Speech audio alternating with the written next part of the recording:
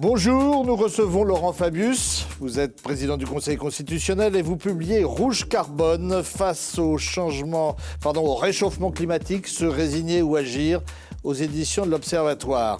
Quand vous étiez ministre des Affaires étrangères, vous avez mis sur les rails la COP 21 qui a débouché sur l'accord de Paris. Est-ce qu'on peut dire qu'il en est resté un esprit de Paris ? Oui, l'accord de Paris de 2015 que j'ai présidé, après l'avoir négocié, c'est vraiment la référence internationale. Parce que cet accord, vous le rappelez, fixe des objectifs, comprend des choses très précises, 29 articles, 140 paragraphes de décision, et surtout, il a été signé par tous les pays du monde. Tous les pays du monde. Alors pourquoi est-ce qu'à l'époque, on a réussi cet accord, qui était très difficile à obtenir? C'est parce qu'on a su réunir trois piliers. Les scientifiques, qui ont joué un rôle considérable pour expliquer à la population et au gouvernement quelle était la situation climatique. Bon, le pilier climatique, donc, le pilier que j'appelle la société civile, c'est-à-dire aussi bien les entreprises, les particuliers, les communes, les ONG, qui ont joué un rôle également considérable. Et puis, à l'époque, on a su aussi, c'était le troisième pilier, très important, réunir tous les gouvernements du monde. Alors, les Nations Unies ont décidé d'en fêter l'anniversaire, c'est parce qu'il faut constamment remettre l'ouvrage... Le métier, oui. Oui, alors il va y avoir effectivement le secrétaire général des Nations Unies, Antonio Guterres, et le Premier ministre Johnson, qui va accueillir la COP26 l'année prochaine, ont décidé de fêter l'anniversaire de l'accord de Paris, donc le 12 décembre. C'était le 12 décembre 2015, ça sera donc le 12 décembre 2020. Pourquoi ils font cela? Vous l'avez dit très bien, parce qu'il faut sans cesse rappeler l'urgente nécessité d'agir. Et vous êtes plus, vous dites plus volontariste qu'optimiste, hein, en réalité. Oui, vous savez, je connais les chiffres, les réalités que vous connaissez aussi et les prévisions. Si on ne fait pas mieux qu'aujourd'hui, ça veut dire qu'on va avoir une augmentation des températures insupportable pour la majorité de l'humanité. À Paris, on a dit qu'il ne faut pas dépasser à la fin du siècle 1,5 degré ou au maximum 2 degrés de plus. En vérité, aujourd'hui, on est sur la pente de 3 à 4 degrés et certains experts disent qu'on pourrait même aller jusqu'à 7 degrés en plus. Évidemment, les conséquences seraient absolument catastrophiques. La sécheresse dans beaucoup d'endroits, les inondations, etc., les typhons, ce qu'on appelle l'extrémisation des phénomènes.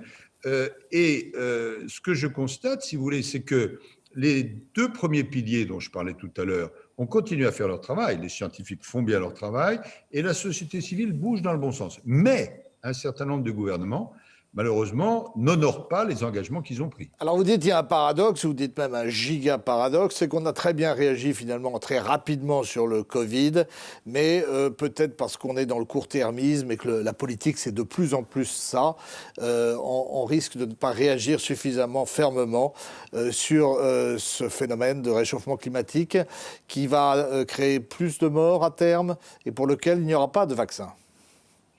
Exactement. C'est très frappant et je le décris dans mon livre Rouge Carbone. En ce qui concerne la Covid, les gouvernements ont réagi très très fortement sur le plan économique, sur le plan social, sur le plan sanitaire, sur le plan des libertés. Très bien. On espère un vaccin, mais bon.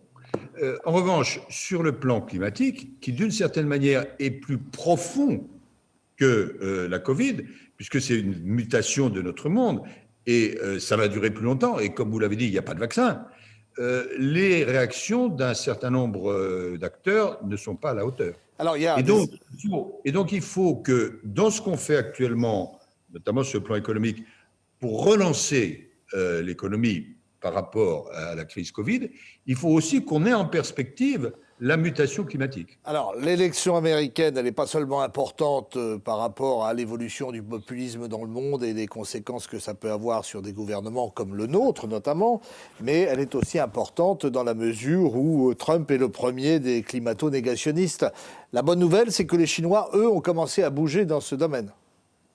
Exactement. Le président Trump porte une responsabilité lourde et négative dans ce domaine. Pourquoi? Parce qu'il a annoncé, dès qu'il est arrivé au pouvoir, qu'il allait sortir de l'accord de Paris. Alors, ça a des conséquences négatives pour les Américains, mais ça a surtout des conséquences négatives pour le reste du monde. Pourquoi? Parce qu'à Paris, en 2015, on était arrivé à avoir l'accord de tous les gouvernements du monde. Mais il n'était pas enthousiaste. Si vous êtes à la tête d'un État pétrolier et qu'on vous dit à terme, il va falloir que vous laissiez le pétrole dans le sol, évidemment, vous n'êtes pas ravi. Simplement, comme Trump a pris la position qu'il a prise, dans les négociations internationales, nous voyons aujourd'hui pas mal de pays importants qui disent à partir du moment où les Américains ont cessé d'être dans l'accord de Paris, pourquoi nous, on ferait un effort? Donc l'élection américaine, c'est une élection, j'allais dire, mondiale. Parce qu'elle a des conséquences, elle va avoir des conséquences considérables. Et là, il y a deux positions qui sont face à face. Trump qui dit, moi, l'accord de Paris, je n'y crois pas, j'en sors. Et d'ailleurs, le réchauffement climatique, il a appelé ça un canular. Et de l'autre côté, Joe Biden qui dit, si je suis élu, je réintègre l'accord de Paris et je me fixe comme objectif la neutralité carbone à l'horizon 2050. Qu'est-ce qui a fait bouger les Chinois? Les Chinois, c'est la pollution dans les grandes villes? Oui, alors les Chinois ont un problème considérable puisque ce sont les premiers émetteurs au monde de gaz à effet de serre, qui est la principale cause du réchauffement climatique. Ils représentent en termes d'émissions de gaz à effet de serre 28%, c'est-à-dire presque le tiers des émissions mondiales. Et les États-Unis, États-Unis, Europe, Chine, c'est 50%? Un peu plus de 50%, 53% pas France, Europe. Les Chinois, c'est 28%, les Américains, c'est autour de 15%, et l'Union européenne, autour de 10%. Donc, les Chinois semblent bouger dans le bon sens, et la déclaration du président Xi Jinping, il y a 2-3 jours, est très intéressante, parce que la première fois qu'ils prennent une date 2060, avec une échéance en 2030, donc tout ça est progressif, pour la neutralité carbone. Et évidemment, du même coup, si les Américains bougeaient aussi, ce serait formidable. Mais même si les Américains ne bougent pas et si Trump est réélu, il faut absolument, et c'est une des thèses que je défends dans mon livre, que les Européens et les Chinois travaillent ensemble pour entraider une grande partie du monde. Vous dites finalement les Européens ne peuvent pas être qu'un honnête courtier. Vous faites référence à cette formule d'honest broker qui veut que la diplomatie européenne ou française soit exemplaire. Vous dites c'est indispensable d'aller plus loin parce que si l'Europe ne fait pas, la Chine ne fera pas non plus. Oui, il faut bien sûr développer la diplomatie climatique, mais on ne peut pas convaincre les Chinois si nous-mêmes ne sommes pas exemplaires. Bon. Et en plus, dans la diplomatie chinoise, que je connais bien, il y a cette idée que la Chine peut bouger à condition que des pays riches bougent aussi. Puisque l'Amérique, pour le moment, ne bouge pas, il faut qu'un certain nombre de pays riches bougent dans le bon sens, et c'est le cas de l'Union européenne. Il y a une phrase que je voudrais que vous explicitiez. Vous dites qu'il ne faudrait pas que la lutte contre la Covid tue la lutte contre le dérèglement climatique. Pourquoi? Oui. Parce que, si vous voulez, l'obsession que je comprends de lutter contre la Covid nous fait oublier toute une série d'autres questions. Bon. Et d'autre part, l'argent, on ne peut pas le multiplier à l'infini. Donc, on met beaucoup d'argent pour la relance économique à cause du problème sanitaire. Mais il faut, j'allais dire, en profiter, entre guillemets, pour aussi aller dans le sens de la lutte contre le réchauffement climatique. Je prends un exemple. On met beaucoup d'argent pour éviter que les compagnies d'aviation fassent faillite. D'accord ? Mais en même temps, c'est ce qui se passe, en tout cas avec Airbus, on fait en sorte que Airbus travaille pour développer un avion vert qui ne polluera pas. Vous voyez, c'est les deux choses en même temps. Autre incidence, vous dites, il y a l'atténuation donc du phénomène et l'adaptation. Exact. Ça, dans toutes les conférences internationales auxquelles j'ai participé, je continue d'y participer d'une certaine façon, il y a ces deux aspects. L'atténuation, ce sont les actions menées pour lutter contre le réchauffement climatique, pour qu'on reste en dessous de plus de degrés, plus 1,5, et qu'on n'aille pas vers 5, 6 degrés. Bon, ça, c'est l'atténuation. Mais on sait que ça ne se fait pas du jour au lendemain. Et il y a des catastrophes. Il y a des catastrophes, vous avez cité vous-même, les cyclones, les inondations. Il y a beaucoup de terres, y compris d'ailleurs en France, qui vont être submergées à cause du réchauffement climatique et de la montée des eaux. Donc là, il faut faire des digues, des abris. Il faut faire des digues, des abris, prendre des mesures immédiates. C'est vrai en particulier dans les pays en développement qui n'ont pas de financement.